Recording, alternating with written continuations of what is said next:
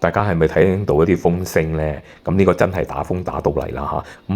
我都係我一個好簡單嘅配樂啊，但係實際上呢係仲勁過佢啊！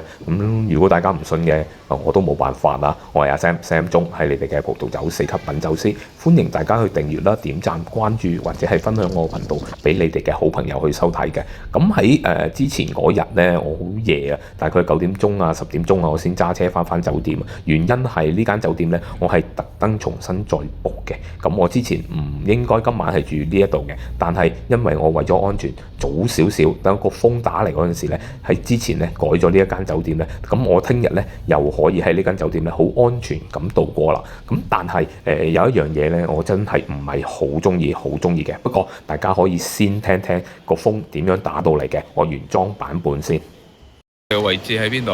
我哋嘅位置喺呢一度啦。咁15點喺呢一度，咁大概18點就應該喺呢度咯。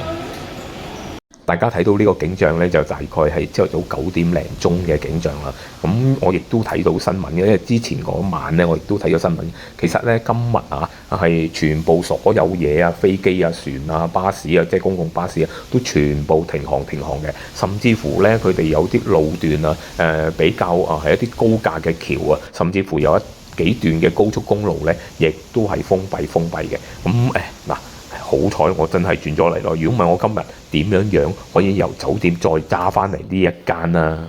我之前咧係 book 咗2晚嘅，所以今次係喺呢度住4日3夜咯。咁都冇辦法嘅，颱風打到嚟，我都要改我邊行程咯。但係我可以話俾你聽啦，呢間酒店俾我嘅感覺嚇，完全咧係越嚟越失望啦。咁點解呢？因為咧佢前台嘅服務態度咧真係好差，甚至乎咧係佢哋前台嗰啲工作人員啊，我夜晚大概8、9點啦，應該係9點幾10點啊，咁去做 check in 啦，但係咧。佢嗰啲留守喺度嘅員工啊，可以話俾你聽咧。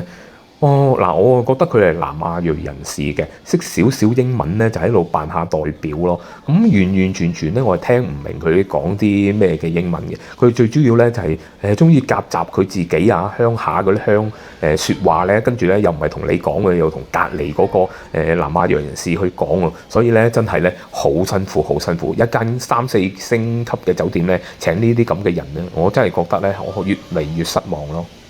真係心嗰句啊！如果我冇轉酒店啊，就會好似佢哋咁咯，又要走，又真係好危險。我真係覺得佢哋係咪應該再留喺度多一晚呢？雖然呢間酒店呢，佢收500蚊、600蚊嗰個每一日嘅費用，但係咪真係呢？要揾條命去搏呢？我真係唔知道啦。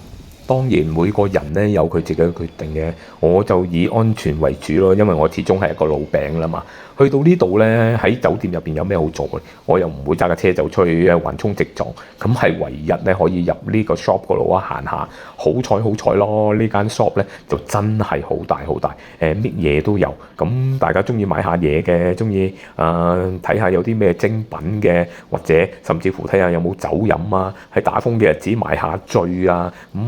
又或者如果大家真係聽日要飛嘅話，又有打風，又遇着打風嘅話，喺呢度買一啲嘅禮物，一啲嘅手信啊，都係一個嘅選擇嚟嘅。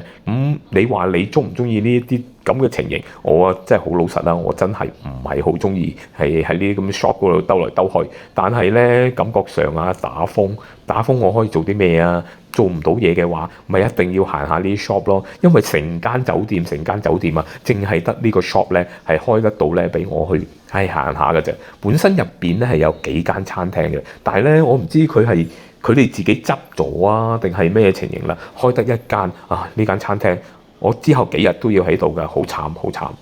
睇完個 shop 又冇乜嘢想做，咁又落去下邊咧睇人哋咧點樣逃離酒店啦。有啲搭的士啦，有啲自駕啦。咁喺呢度嚟講咧，我見到一個應該係叫一班台灣人啦，佢哋咧真係冒着風雨、冒着生命啊，迫於無奈都要咧揸架車走。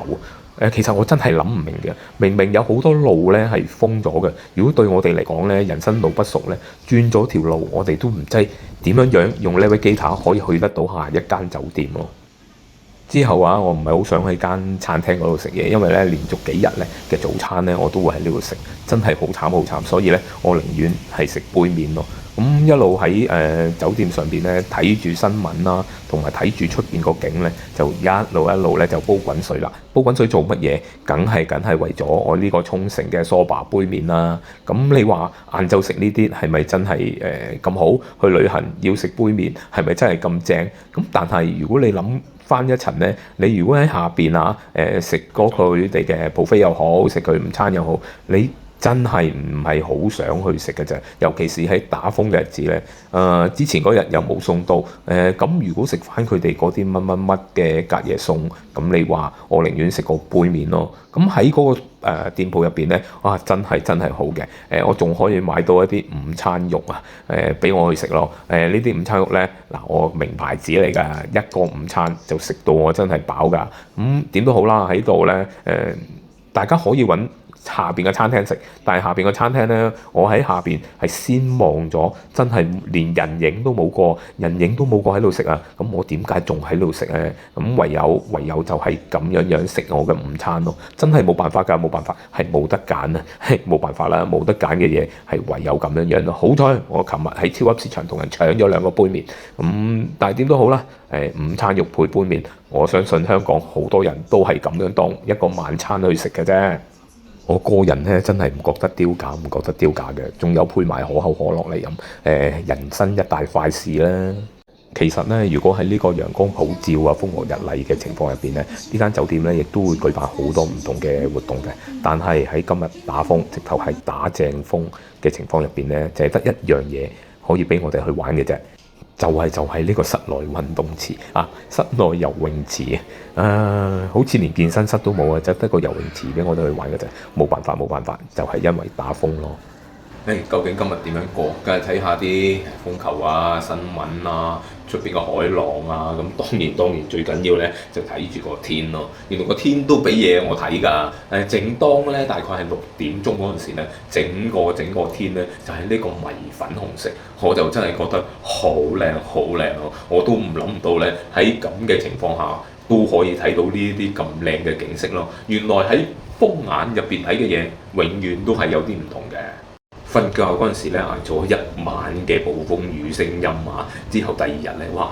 真係俾我一個驚喜啊！陽光普照，哎呀，真係有機會去游下水咯。咁但係咧，其實佢仲係咧出邊個海灘係唔俾人游嘅。而室外嘅泳池咧，佢就話咧因為冇人整啊，冇人執垃圾啊，淨係得我一個執啊。今日就一定閂㗎啦。我問佢聽日開定閂啦，佢話我都唔知啊，我做完咗咪開咯，我唔做完我咪唔開咯。咁我都冇佢辦法嘅。呢邊咧。原來咧喺真係咧復工嘅情況下咧，啲個員工咧都係咁多嘅。咁呢間酒店可想而知真係有幾好咯。我係阿 Sam 鐘，係你哋嘅葡萄酒4級品酒師。咁希望你哋能夠訂閱我嘅頻道啦。今日打風呢一日啦，我講到呢度啦。好啦，再見啦，下一集我哋再見啦，拜拜。